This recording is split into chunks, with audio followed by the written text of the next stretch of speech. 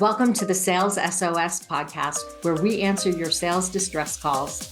I'm your host, Liz Hyman, bringing the rescue boat to your sales challenges. In this ever-changing sales environment, it's easy for leaders to feel adrift. We're here to be the beacon guiding you to success. Each episode, I'm joined by top sales experts and practitioners who have navigated this waters and come out victorious.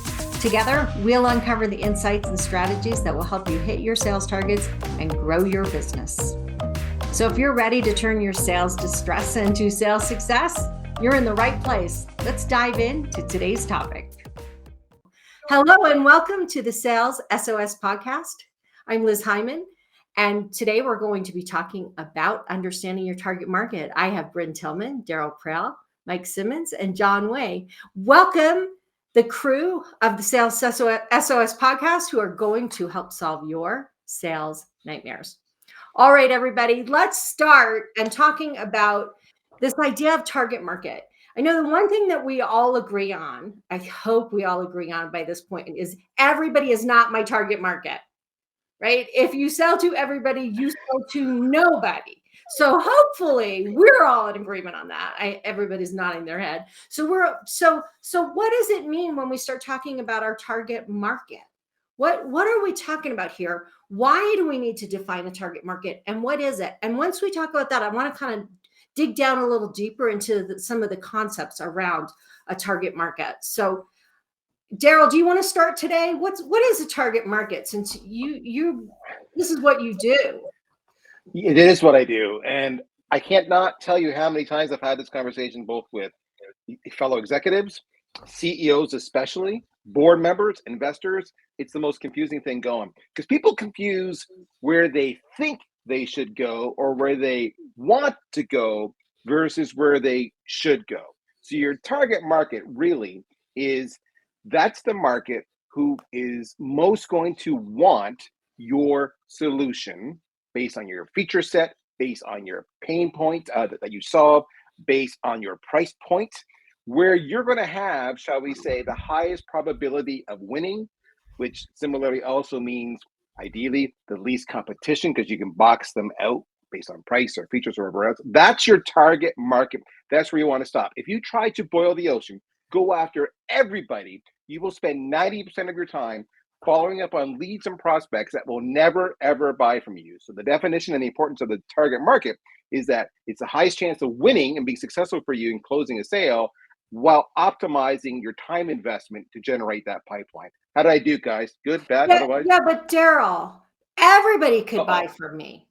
Seriously, I sell something that absolutely everyone could buy. So why would I narrow that target? Why wouldn't I just sell to everybody?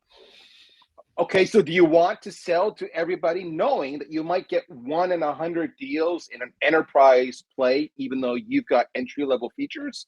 Or do you just want to get, massive volume and actually hit your target, your sales quota, and go to President's Club? Sure, you could sell to everybody, but where are you going to get the maximum return for your time? Where are you going to make the most money? Where are you going to have the shortest sales cycle? Where are you going to be the most predictable, so that when you submit your pipeline, your forecast report, you actually have a reasonable, incredible chance of hitting it? That's the issue. Yeah, sure, you can try to sell to everybody, but should you? So part of this is prioritizing, and part of it is allocating resources, right? And I often say, unless you're Coca-Cola, you're not selling to everybody, and you don't have the pocketbook to do it. And by the way, I don't buy Coca-Cola, so you're still not selling to me, right? So what else, you guys, do we need to know about target market? What else is important about this concept? Go ahead, Bryn. So one of the things we talk about, especially if you've already got an existing business, is take inventory of your clients. Look at where is your most profitable. What clients are you working with that you enjoy? I mean, that's a big thing, right? What is the industry that you happen to serve the best? Where are your best success stories? So I saw Mike smiling when I was giving an answer. So I want to see what's on his mind. You do not want to see what's on my mind. And I just like smiling at you, Daryl. So there you go. So that we've hit two things. Daryl is not my target market. I threw a drawing up over my left shoulder. This kind of mirroring thing has got me a little bit screwed up. But I threw a drawing up over my left shoulder, and it hits on the point that Liz talked about early. Let's not try to boil the ocean. And in order to not boil the ocean, we need to compartmentalize. We're making decisions. We're cutting off people. We're deciding not to serve a specific group so that we can serve the ones that we're in a best position to serve, so that we can make the biggest impact. Now, there might be creep, and not creep like Daryl. Sorry, Daryl was giving me a hard time. I haven't seen him in a while. So, but there might be creep. There might be scope creep in the clients who you could potentially serve. They start to fall outside of the margins, but they're not who you're targeting. They're not who you're targeting. So when you think about target markets, think about who can I eliminate? Who can I cut off so that I can stay very focused on the ones that I am in the best position to serve. I can tell you, for me and my business, I couldn't take on 20 clients. Why am I going to target the entire world if I could not take on 20 clients? So this is about deciding, cutting things off. Great. John, do you want to add something to this? Yeah, so I was going to say identifying, or the importance of identifying the target market is not just important in the sales aspect of that, but also in the product roadmap of that. Because your customer is going to be, certain customers are going to say, hey, I want this feature. Certain customers are going to say, I don't want that feature. And if you don't know who your target market is, you're not going to know how to prioritize that. So as a product owner, that's going to be really important to be able to figure that out. And the second thing is not just from a product perspective, but also from a value perspective. Because if you go deep in a specific market, you can extract more value. It's like, hey, this pain that you want to be solved, instead of, you working on this like in Excel or something like that, and you figure it out after 3 months, we have a one-click a button and it's done for you. Right. And now you can extract a lot more value out of that sale, as opposed to trying to be all things to everybody. And you're a Swiss Army knife, and you're one of those platforms, especially in software, where they buy it and then they have to build their solution. Right. That nobody wants that. So yeah. I think having a really strong-minded, customer-focused, know exactly who you're going after, that will really help you do some of those things. Okay, what I want to say is, so obviously this is the Sales SOS podcast. One of the things where sales especially gets tripped up on, in fact, every department gets tripped up on, is viewing the answer to a question like, what is your target market, from only your point of view. I love what we just had, 2 different points brought up. One was, hey, how profitable is the customer? Most sales reps don't care about that. They just want to close the deal, right? But a CFO, a COO, a CEO, a CRO, an investor, they care about that. All right. Where a product manager or a product marketer, what's the product roadmap? That's my target market. And I need to know those features because I need to serve those features. Where again, a lot of sales reps are like, oh, I can't win this deal because I don't have this feature, and they stop. Whereas if I don't have this feature, I need to funnel that information back. Just like if I were talking to somebody in success or support, they're going to look at my target market is the one that churns the least. All right. So when we talk about target market, it's really important you understand not just what you in sales views your target market, because like Mike said, it helps you maximize your productivity, optimize the ROI you generate in your revenue and your commissions. But also you have to understand it from a corporate citizen point of view, that everybody's got a stake in the game and they're going to view it a little bit different. And if you only bring your point of view to the table, you will alienate yourself. Whereas if you're a team player, next time you need a new feature to close a deal you're waiting on, product marketing is more likely to help you out with that, or product managers more likely to help you out with that, because you were supportive of them when they wanted certain things that you had no interest in. So target market means different things to different people within the organization. Just be aware of that. That's all I'm saying. Oh, I think that's super important. Go ahead, Mike. If I could just add, there is an awesome video on Instagram that is now going to show up in everybody's Instagram feed because everything's always listening. But it is these 2 dogs. And I forget what kind of dogs. It might be German Shepherds. But anyway, they're one goes through the dog door. The thing that follows that dog in through the dog door is not a dog. It's a deer.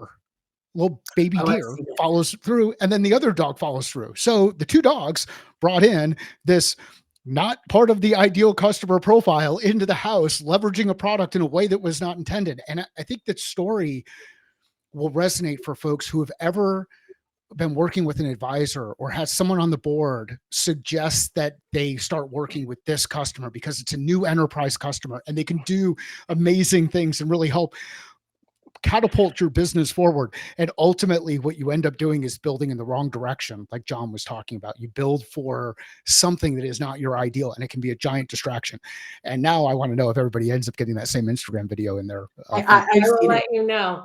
But you're absolutely right. And when I work with founders and they are talking, you show me their wall that looks like what's behind Mike, right? And it has all of the things that people have asked for that they need to do. And then it's like, well, stop, wait. Who do you really want to sell to? And this is where your ideal customer versus your target market starts to come in, right? So if I'm trying to sell to everybody and everybody's buying for me and everybody's asking for different things with my product, then I have this enormous list. If I start going, who's my target market? Like, who am I going after? What's the demographic of the kinds of companies that I'm going after? Then I can start to narrow down which of those things are most important.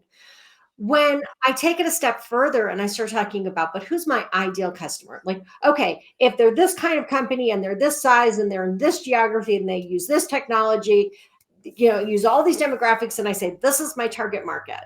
And then I go, but truly, my ideal customer are ones that don't have a lot of turnover, because then they learn to use my product better and I don't have to keep doing all these things to make it easier.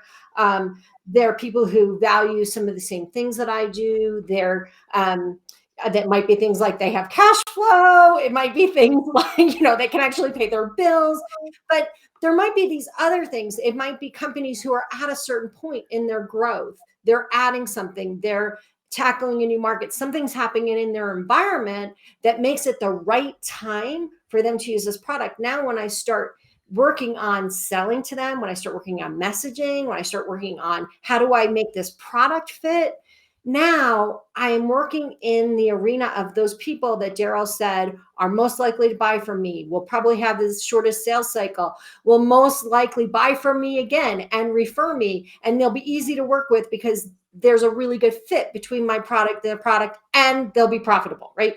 Woohoo! That's what we want. Go ahead, Brem. So if you guys remember the book, I think it's from the 90s, Raving Fans by Ken Blanchard. A quote, I think I'm going to get it because I used to quote it all the time in my training. So I'll see how close I get.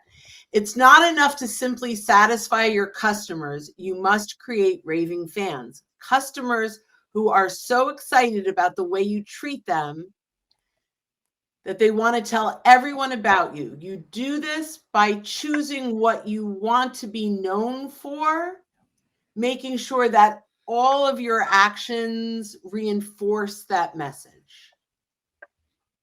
Yeah. So choosing what you want to be known for. I got close anyway. You're really close.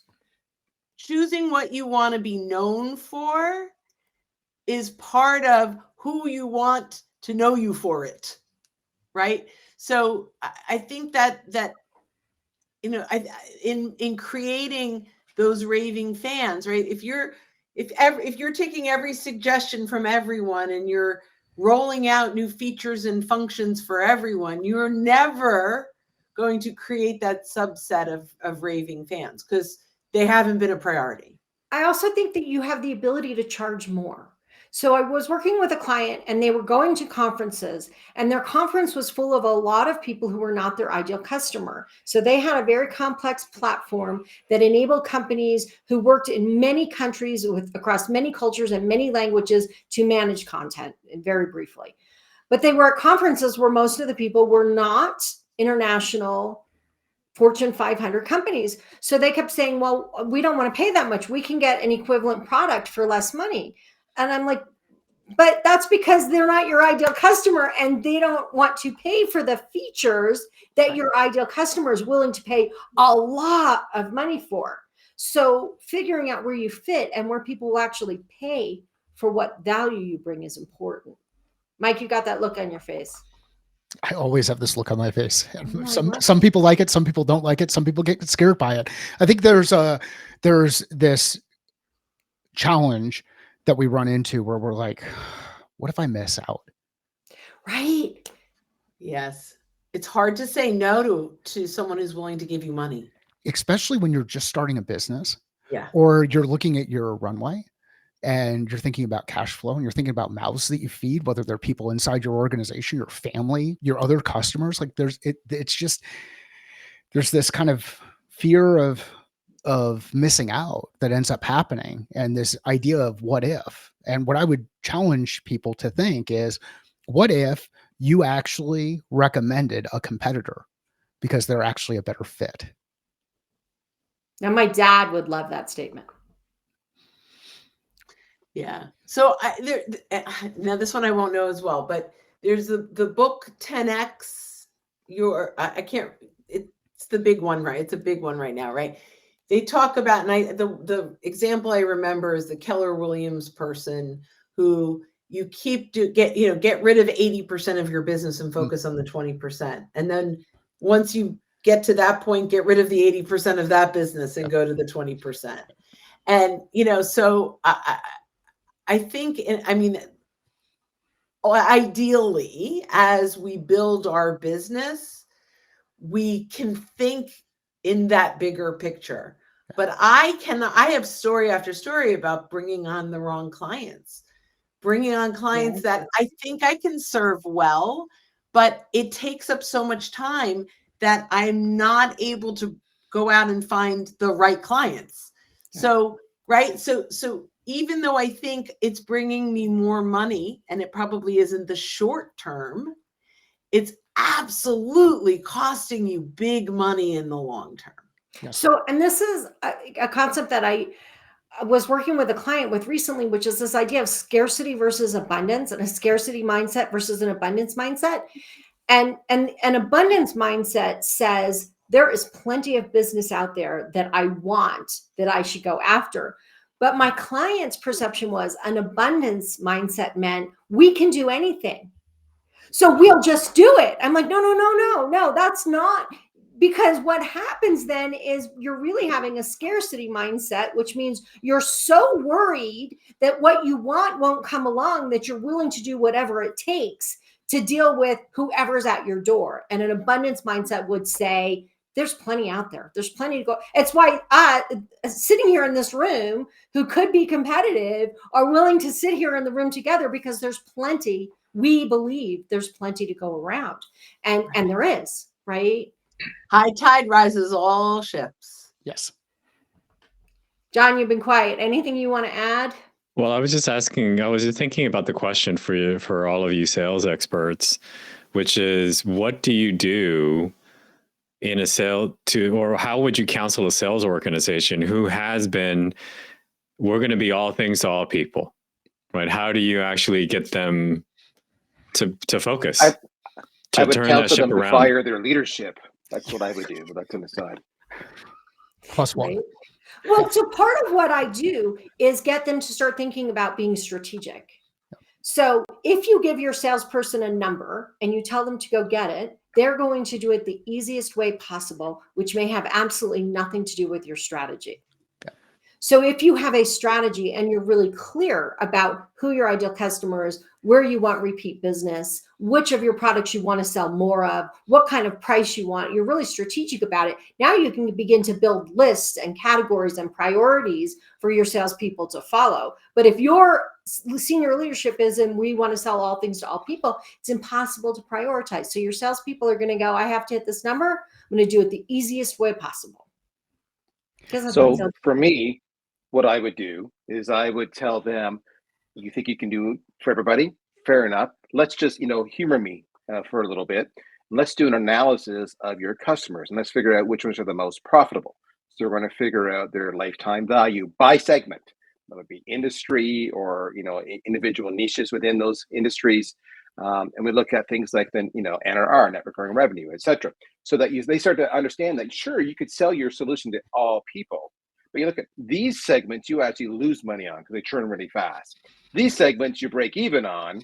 These segments you make a little bit of money. In these segments, you make a boatload of money because they stick around forever and they love you. Okay, if all things are equal and you don't have to invest an additional dollar, if you took your existing resources and only focus on those ones that did a whole bunch of profit or even a modest amount of profit and drop the rest, what would your overall margins be as an organization? All right, what would your value be? What would your multiple grow into? And when I frame it that way, then they start to go, oh, okay, I get it. But until you do that, they think they can do all things for all people. Right. And I want to dive way more into that, like I said, in the third segment, because this is so, so important. When you start looking at the data, it's really alarming sometimes because you just don't realize. Okay, so we have about, I don't know, 2 more minutes left. So let's really quickly, the next segment, we're going to talk about account-based. And I want to kind of dig into the different kinds of buyers. But if we have an ideal customer, let's talk about this concept a little bit more. So we've got this target market, this kind of general thing. We've got this ideal customer. The next thing is within, if you're a company that has a complex sale and you sell to multiple buyers, within that ideal customer, which is a company, you have all these buyers. And I've actually heard marketing people say to my clients, okay, so this is your ideal buyer. And this is who we're going to market to. What's your Bryn's? You can't, for those of you who can't see it, Bryn just scrinched up her face. Like, oh my goodness, no one would never do that. So how do you respond to this, you guys? I just want to play poker with Bryn. That's what I want to do. Because everything comes across, right? So Bryn, go ahead. I'll let you answer first, and I'll jump in. I mean, here's the thing. You may have a buying committee. You may know all of the players that are typically part of the conversation. But if you solely focus on, this is my typical where I start my conversation, you're going to miss out on a ton of opportunities because you don't always know where that conversation is starting. You don't know what's happening inside of that organization. And is it the CFO that's concerned, even if you typically sell to the CMO? Who is the one that is Googling solutions?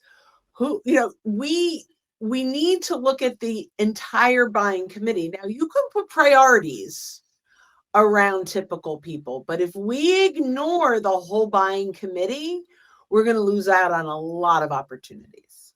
Do you guys have any other thoughts on that? A lot. Go, Mike. Right. So there are, I mean, think about a problem that you're solving for in the marketplace. There are people who have the problem. There are people who are impacted by the problem. And there are people who care about the people who have the problem or are impacted by the problem. And they're people. They're not personas. Personas are fictional beings. Fictional beings have manufactured problems. Real people have real problems. Start focusing on the people who have the problem, are impacted by the problem, care about the problem. You'll find that those people can be a catalyst to help you get things moving forward. So those are my thoughts. Focus on the people, not the persona, not this avatar. John, did you have something you wanted to add? Yeah, I was going to say, I wanted to echo Bryn's thought, which is, I mean, that philosophy that you outlined there sounds very B2C, meaning there's one person, there's one buyer, and there's one persona. In B2B is very difficult. Usually, like Bryn said, there's a committee. Usually there are multiple committees. Usually you get through one, then you get to another, then you get to another, right? And so trying to say, oh, there is an ideal. I guess my I don't like the word ideal. If you just say there are buyer personas, I would agree. But if there's an ideal one, I'm like, well, that's going to be tough because there's so many of them. Because as everybody knows, in a B2B, there's a lot of people that can say no, but there's only 1 or 2 people that can say yes. And so you have to understand all of those people and all of those players. So that's what I would say about that. Can we have our first fight on the SOS podcast? You mean you want to fight about this buyer persona thing? Well, I just want to fight in general. First, I'm asking if we can fight, and then yes, absolutely. But I would love to just do a whole discussion of the buyer persona thing another day because we could totally fight about that. Before we fight or go into a lengthy conversation, can I just give one more opinion on this whole idea of who's the buyer / persona? So here's something that's important for sales to understand and marketing, all right? Especially if you're still new to the industry. Marketing is going to look at the buying committee, but Bryn hit it. She's going to say, who's the one Googling solutions? Who are the individual? Let's say the buying committee is 10, 12 people, whatever it is, in a complex sale. Who are the 2 or 3 people who are tasked with finding a short list of vendors who can possibly solve their problem?